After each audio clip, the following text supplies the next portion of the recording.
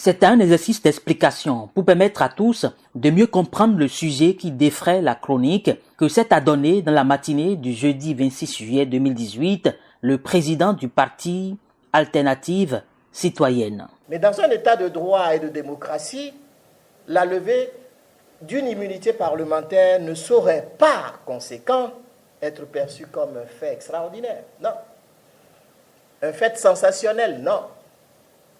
Au contraire, cette levée devait être considérée comme une logique rigoureuse de l'application du principe de l'égalité de tous les citoyens devant la loi.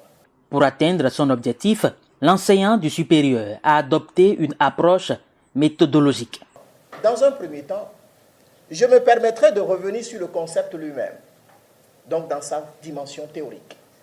Et dans un second temps, je vais essayer de démontrer l'aspect pratique de la chose avec ce qui nous retient davantage. Et c'est ce qui a été fait pendant une vingtaine de minutes. Le conférencier a fait savoir ce qu'est une immunité, ses limites et bien d'autres aspects. Il a basé son intervention sur la loi fondamentale du Bénin. Mais attention, cette levée n'est pas encore synonyme d'une condamnation.